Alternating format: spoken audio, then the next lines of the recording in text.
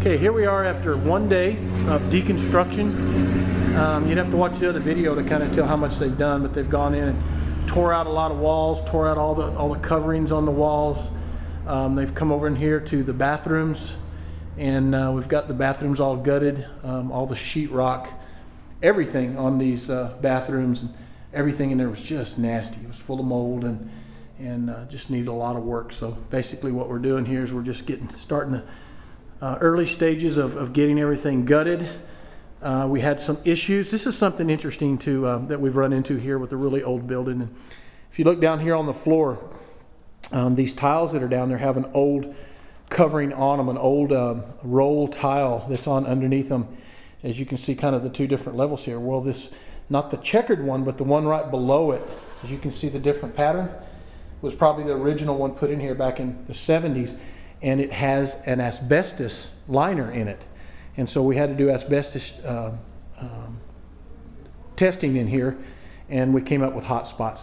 So we're kind of limited still, even though we've gotten started and started ripping stuff off the walls and started tearing into bathrooms and stuff. We still have to do an asbestos remediation, which is added another probably 10 days to the project. So just think about that. This is other bathrooms that are all gutted. Think about that as you do a project like this. You're going to run into a lot of things. Nothing in this building will reach AMA standards, so we're having to make this thing completely AMA compliant. Electrical, ACs, all of that stuff need to be replaced. So they're just, you know, it's been a great education in some respects of all that goes into restoring an old building. However, when it's done, it's going to look amazing, and so I'm really excited. It's good to see some work finally happening. We'd be farther along right now, but they could only tear down around the hot spots, and as you can see, the hot spots are this entire checkered floor and everything underneath it. And sadly, we can't remove that ourselves. We have to bring in an asbestos company to come in and do it and remove it, but they'll have it out fairly soon, and we'll be moving on. Currently, we're still doing a lot of other things during this process, even though it doesn't seem like it while we're here right now. We're working on the drawings, the architectural work, working on getting permits, submitting the architectural work to the city of Beeville. And so we have quite a few people working, even though it doesn't look like it right now.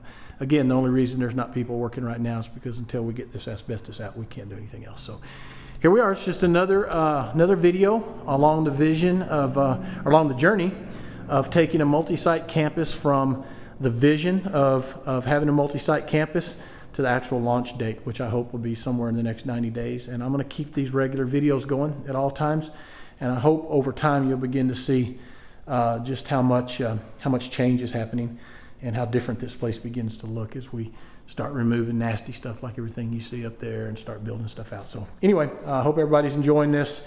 Let me know if you have any questions. Please don't hesitate to make a comment on the blog. Please don't hesitate to call us. If there's something we can help you with, we'd be glad to help. We certainly don't have all the answers by any means, but we're happy to help in any way. So check it out now. We'll see you on the next video.